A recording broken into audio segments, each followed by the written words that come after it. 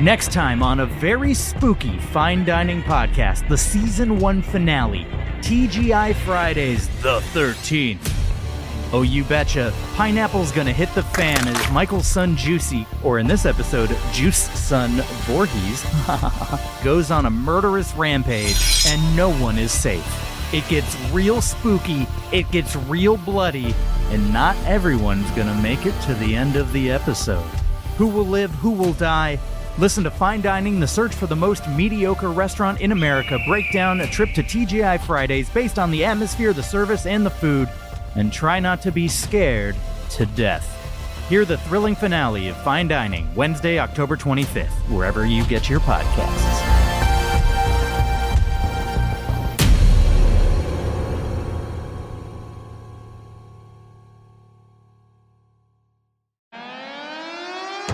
Hi, Harriet. Martin here. I haven't written a topical reference for this week's show, but I'll definitely do it before the recording.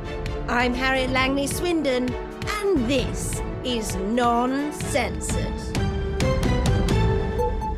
Hello, and welcome to Non-Censored, the podcast that normally wraps up the best bits from our very real daily radio show into one easy-to-digest highlights package. This week, though, I'm joined by producer Martin and Eshaan Akbar for another Question Time... A time for questions. ...episode, where we take time to answer the questions sent in by you, our people. And if you want to send in questions for the next one of these, the email address to use is noncensoredpodcast@gmail.com. We have to use a Gmail address for this because the radio station we're on has set up some pretty stringent filters on its email system, and now nothing can be sent in or out if it mentions Harriet. That is exactly the sort of thing I thought Elon Musk was going to sort out.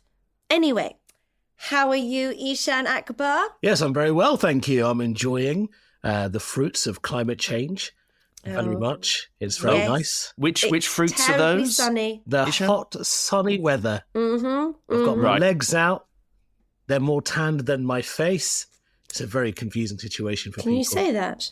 Well, I've said it, so... Okay. Well, you've always been outspoken, Eshaan. Martin, what's the first question? Yes. This comes from Alex. Thank you, Alex. And they say, I've been watching documentaries about how during the Blitz, not only did we survive, we thrived. I think it's high time to toughen up our young snowflake generation. So, what if we reignited the Blitz spirit by dropping bombs on ourselves?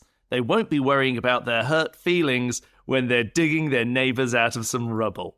All my love to you, Harriet, but not Martin. Oh, Alex, thank you. And what a wonderful question.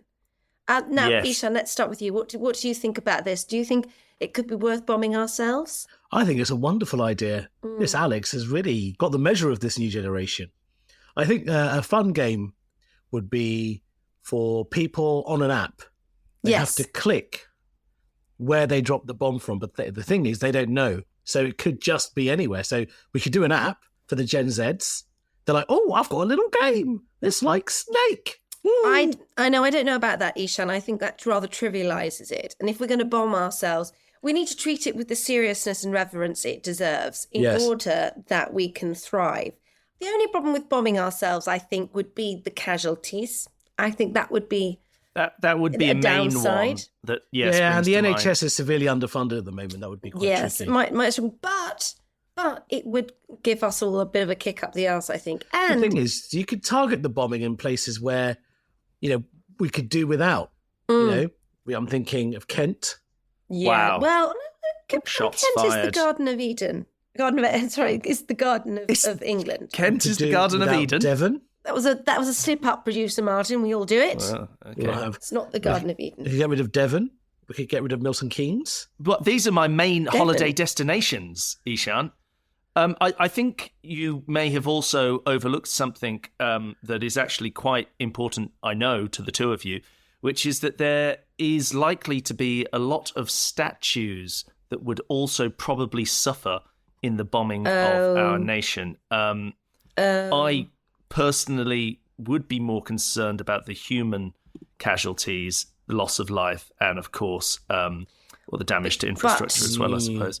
it would be awful if the statues got bombed, but maybe an excuse to put up some new statues. Yeah, of people that are deserving of our respect in a modern environment. Yeah, Suella, best lawyer in the world. Yes.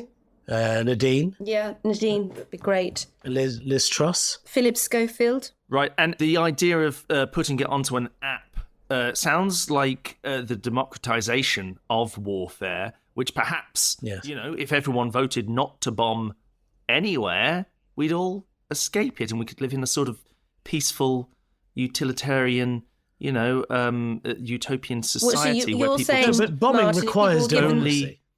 Well, they only protect themselves. Bombing has never existed without democracy. As long as there is democracy, there is bombing, and you need both to coexist. Oh, we need Saudi Arabia. Yes. Alex, although it's a very, very sweet idea that we bomb ourselves, I think it is too problematic.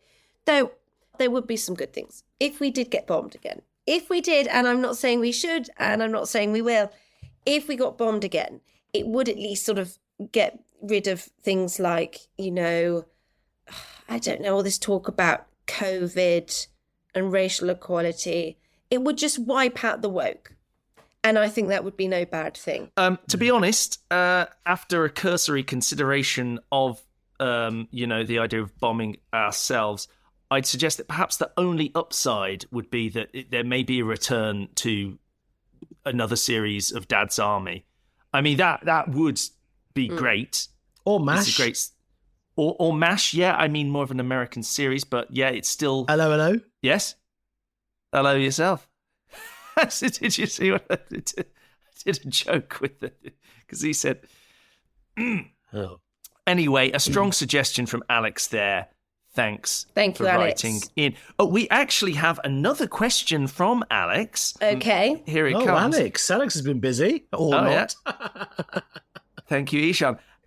How do we deal with these 15-minute cities? I am outraged by these councils who dare to suggest that people could walk around without waiting for the traffic to stop. I spent a lot of money on my SUV. I don't understand the question. Now, I've warmed to Alex, and I liked his first question, so I don't want to... But what does that mean? Yeah, we might need 15 minutes just to work out what the question is. Yeah, what does the question mean?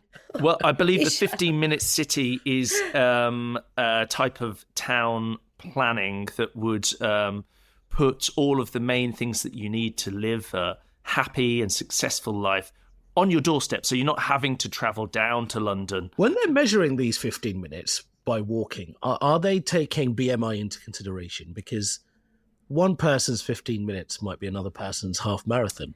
I mean, Harriet, I would have thought you were perhaps all for people being able to get around without being stifled. I mean, it would certainly remove the risk of Just Stop Oil, hampering people's journey to work. That would be really, really good, because then that's the thing, Just Stop Oil, they only like doing that kind of protest, don't they? What would they do then? Well, they'd have to accept all the oil. Also, this feels like a policy to stop Uber drivers from existing. That doesn't seem very nice. Well, yeah, I mean, I suppose they could perhaps do other things. I mean, there's certainly been a run on what was Suella suggesting? We need more fruit pickers. Fruit pickers, there we go, yeah. Yeah, but you can't drive to the field, can you? Well, they can walk as long as they can get there in 15 minutes. Maybe they should make 15-minute cities based on driving, not walking. Yeah, like a normal city. It would remove the ecological sort of advantage of having things within walking distance. No, but there is no ecological advantage, is there, really? Because the energy you save by not using a car to go to the shops, you expend by how long you spend at home soaking up all the energy, heating your home, cooking, right, cleaning, sure, and everything else that people do. And some people just love that commute as well, I suppose. I love commuting. It's great. So, Martin, put it this way, because I don't know much about this topic. Who likes this idea? I would say broadly it's seen as a progressive idea. People on the left seem to champion it for its environmental and social benefits. No, I don't like it. I don't like it. I don't like it. I don't like the idea. No, next. No. Okay. Big red cross from me. I it's agree. Wrong. I exercise my political autonomy by travelling 3 hours away from my home for anything I need. Bread, usually. Another lefty idea that I don't want to learn about. Right.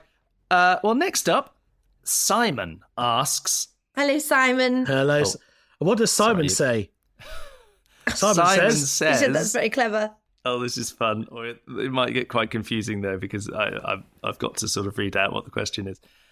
Simon says, Jonathan Gullis, Joe Lycett, J.K. Rowling, snog, marry, or avoid?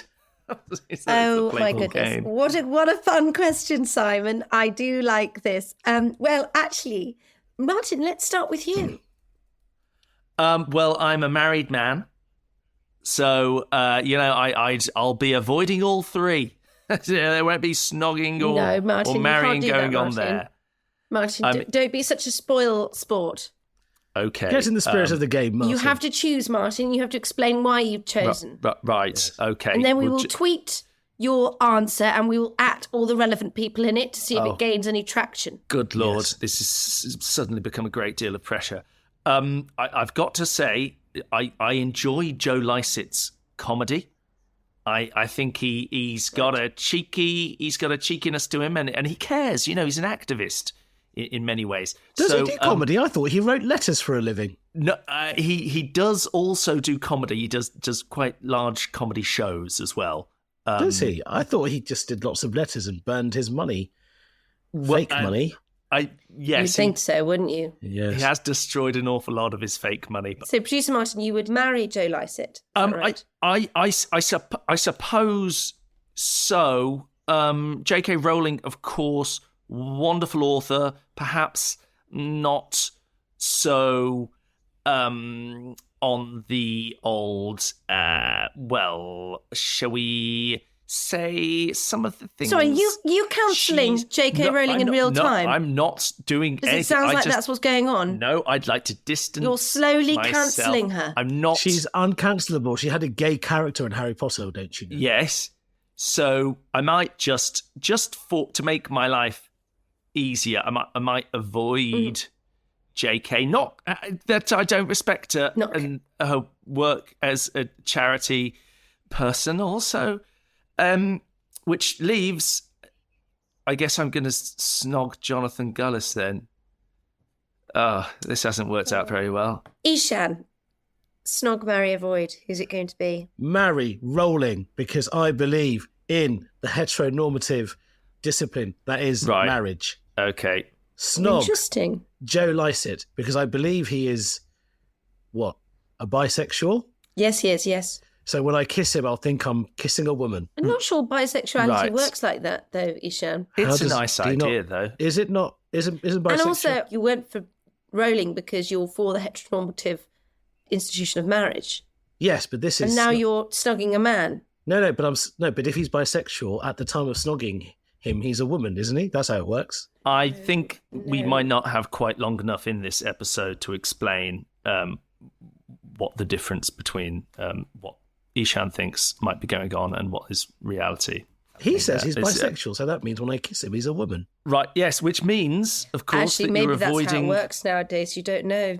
Poor old Jonathan Gullis, Conservative MP for Stoke-on-Trent North. Oh, you're going to avoid Gullis? Yeah, he gets a big old avoid because he doesn't fit into any of my expectations around marriage, sex and relationships. Well, he's got 2 children, also, I can tell he's you that quite much. irritating, isn't he? You have 2 children. Okay, this is very difficult for me. I mean, I guess I'd snog little Jonathan. He's a bit irritating. He looks like he's snog a little there. Johnny? I'd snog little Johnny. But I think he would be in awe of me, and I quite like that in a man. So I would allow him that one kiss, and then he could think about it for the rest of his life and go away happy. And I would be happy that he was happy. So that's who I'd snog. Marry. Well, I can't marry J.K. Rowling because she's a woman. Exactly. Right. So I guess I'll marry Joe Lycett. And although, yes, he is a comedian, he has done a lot of wokey things, but he was on BBC and he said he's a conservative. And that's good enough for me. The male or female Joe Lycett? That's really silly, Eshaan. Which means that you are And I'm going to avoiding have to... J.K. Rowling, which must be quite difficult considering the kind of parties that you both attend. Now, listen, J.K. Rowling, she, controversial figure. That's not why I'm avoiding her.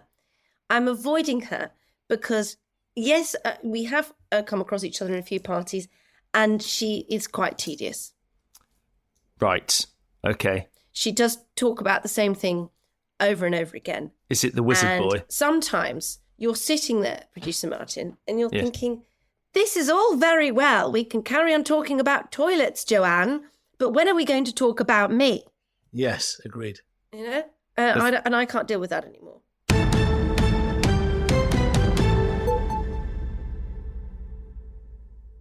Next up, we have a question from Michael, and this was actually for our coronation special, but it arrived too late. So sadly, we won't get Nicola Witchell's view on this. Or Princess Diana's. No, that's true. But Michael's question is, do you agree with me that all those not taking the oath so generously suggested by His Majesty should be arrested and sold into slavery? Well, Michael, my question to you would be, who will they be slaves to? Right. I'm just going to jump in there and say that slavery is bad, and that's my opinion, but also the opinion of the programme. Not all slavery is bad. Oh, God. Some of them have a nice, jolly time. So that's why I think really we should ask to who they're being sold into. To be fair, given what house prices are like in London, I'd quite like to be a slave because you get accommodation for a start. Okay. Well, that's good. We can already sell Eshaan. So that's one person. To be honest, the only slave that has ever famously had a good time was Britney Spears when she was a slave in that music video, and she did a fun song about it. And the house elves in Harry Potter. Well, yes, bring it back to JK. I'm just saying, we're talking about happy slaves. What I appreciate about Michael's question is he's taking the oath with the seriousness it deserves. And I think there should be consequences, actually, for people. If you ask someone to take the oath and they say no, well, I think, imprisonment and death, it's kind of fair enough, isn't it?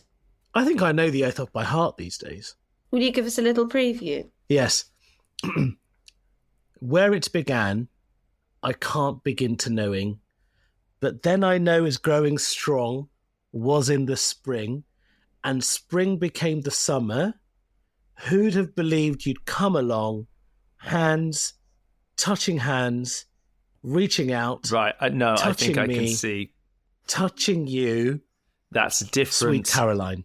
Oath. I think that it is a popular oath. That's lovely. I didn't realise chanted. It was that. I will do that. I will do that and avoid slavery. Hello. I will do that.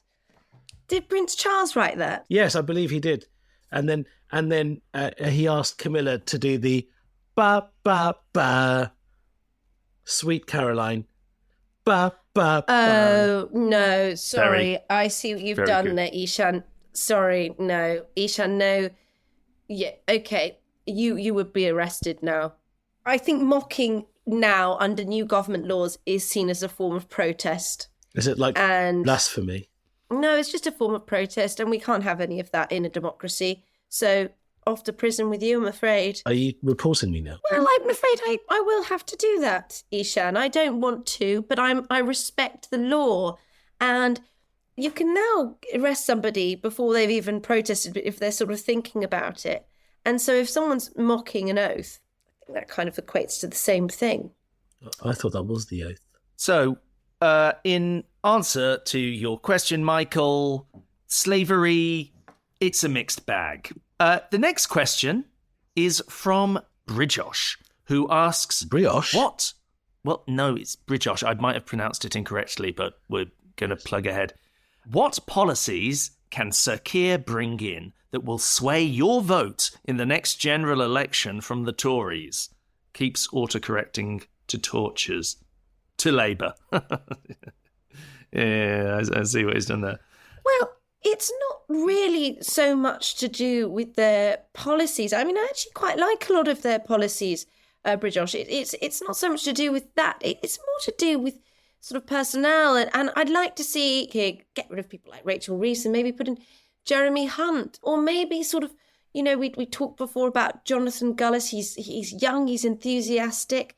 You maybe get him to replace one of the more sort of young, worky lefty MPs you've got there. Angela Rayner, I think just to replace her with a man, really.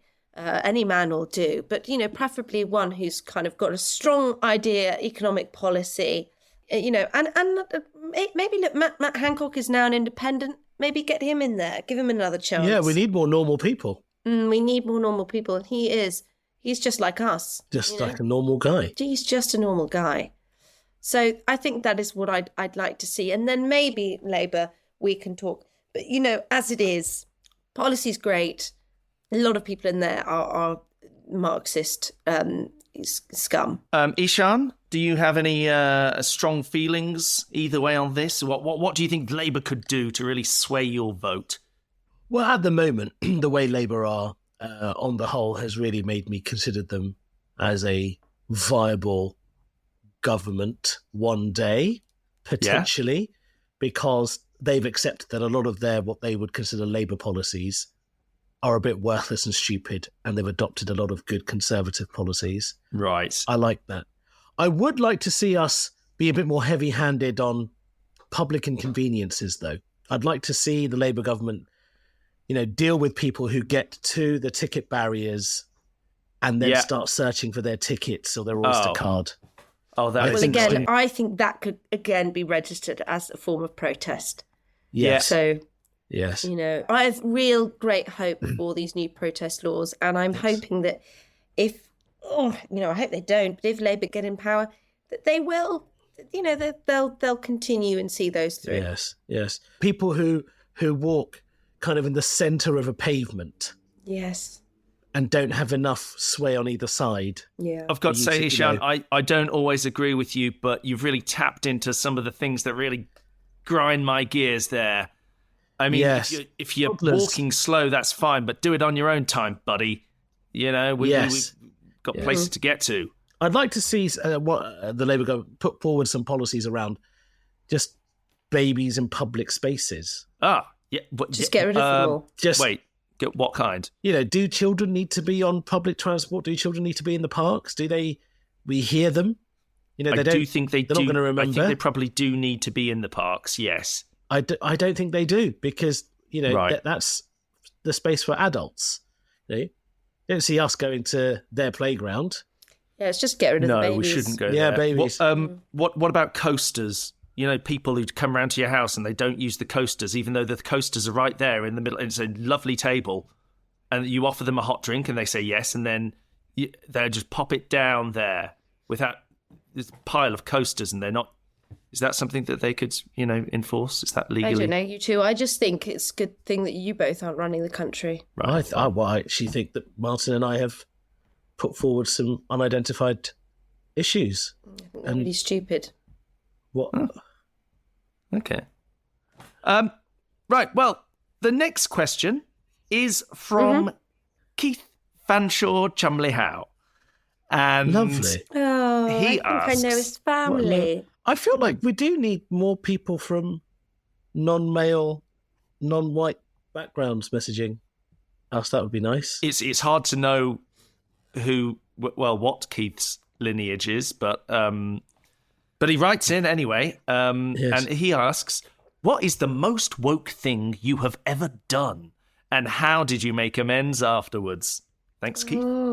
Getting us to sort of look deep in our souls here. Very tricky. Yeah, it's quite a fun one, isn't it? Ugh, the shoe's on the other foot now, isn't it? It's not so much me. I can't remember. I'll have another think. But I do. My husband once did. And it was really, it was really awful. We'd gone to the National Trust and he was reading some placard about there being slavery. I don't know. Something had been funded by slavery. And he went, oh. And I said, Jonathan, what was that noise? Jonathan, what is that? Why aren't you just enjoying the furniture, Jonathan? And I felt really angry. You've lost your voice. I can't speak. It was an awful, awful moment. And I couldn't breathe. I couldn't think straight. I had to get Jonathan out of there. And I thought, this is why we can't go to the National Trust anymore, because you just get ambushed by history. It's disgusting. Right. It's absolutely disgusting. So I pulled him out of there and I slapped him in the face. I said, Jonathan, get a hold of yourself. This was in the past. It has nothing to do with us. It doesn't matter what happened before. I don't know. It's like saying I should care about how my food got on my plate. I shouldn't. And then I took him to Legoland. Okay, so just to clarify, the most woke thing you've ever done is be married to a man who balked at the idea of profiting from the slave trade. Well, I took him to the National Trust, which was a mistake. It was a mistake, and it's not a mistake I'll be making again. Right, fair enough. Eshaan? Oh, well, I bet you've got some woke skeletons in that closet. Okay. I'm loath to admit this, but on the same day, I used some loose leaf tea and had tofu for dinner. Good Lord. What? What happened? Were you in I don't know, were you drunk? Was it a dare? Did you think it was feta cheese? The loose leaf tea, what happened is my tea bag kind of burst as I pulled it out. And okay. I thought, well, I may as well just make use of the tea. There's no point wasting it. We're in a cost of living crisis. And in my fridge, unbeknownst to me, what I thought was a lovely block of feta. Yes, that's what I was saying. Was it? You thought it was feta cheese? Yes. I was going to put it on my baked beans. Right. And lo and behold, it was tofu. And so suddenly, I was eating this tofu... You didn't cook it? No, I did. I warmed my beans in a saucepan, so I put the tofu in the saucepan with the beans, and they cooked together. And I was eating this tofu. I could just see myself viewing the world in kind of non-binary. And then I went up to my toilet, and I didn't know which way to go, but I've only got one toilet. Right. So it was a bad day because I ended up defecating on the stairs because I was so confused. Right. Wow. Oh my goodness. And the worst thing is the wokies would probably say that's okay. Yes. You've got to think about your mental health. I was shaken to the core that day. Yeah. I was too scared to go out. There must have been a week where I wasn't able to record because that's actually what happened. Wow. How did you atone for this? The very next day, I went out. I got some British beef from a British farmer, and I ate raw meat. Yes. Until I threw up. Yes. Right. I knew I'd thrown up every bit of tofu that was inside me. Yes. And then I drove to Dover, and I stuck 2 fingers up at the English Channel. Yes. So all the dingy people, they knew they weren't welcome. Oh. Okay. I don't think we should call them that, but sure.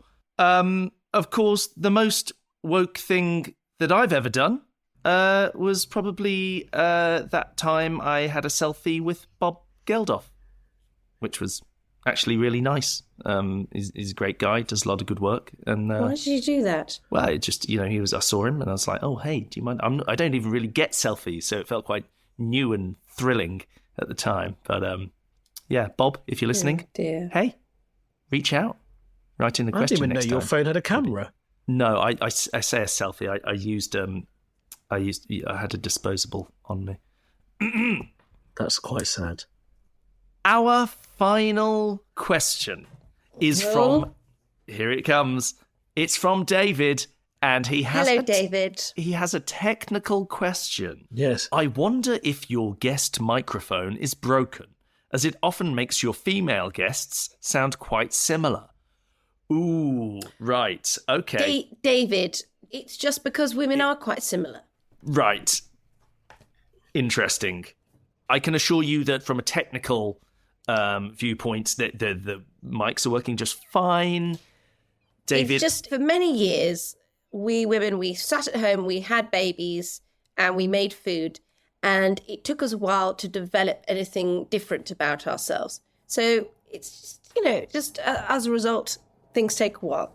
You know what, we're playing Harriet, catch up. I would disagree, because I think we have a variety of different, interesting, nuanced voices and guests. Why, just the other week, the Coronation Special, Nicola Witchell and Diana in the same conversation. That's true. Yes. Unbelievable. Yes, it's true. Nadine Dorries. We are very diverse. You know? Yeah. She's been on. Who else have we had? Suze Kempner. She's on sometimes. Yeah, we've had lots of different people. And we had the best headmistress last week. Of course. All very different people. Yes. Caitlin Bublingbrook. Liz Truss. But I thought we only got other women on because of the employment tribunal. Well, no, we do also have to up our game a little. Legally speaking, we do have to have more guests. That's why you brought me in, because they were talking about some sort of representation issue, and sometimes women aren't available, so sometimes Martin does a voice. That's not true. That's simply not true. We wouldn't do that. You can't give away non-censored secrets. Oh, I didn't realise it was... Sorry. I thought everyone knew when Martin was doing... Martin, do the voice. That I'm not doing the voice. There isn't Martin, a voice. Don't incriminate yourself. Right. Thank you for your question, David. We'll look into that issue, and I'm sure you'll enjoy hearing some new voices on the show very soon. Hello, yes. I'm a lady on the show. Well, look, that's it for this week. Like, subscribe, tell your friends, and keep those questions coming to noncensoredpodcast@gmail.com. Yes, thank you. Sending them. Thank you.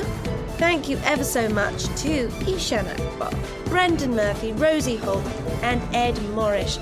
I'm Harriet Langley-Swindon, and we'll be back next week with more Non-Censored.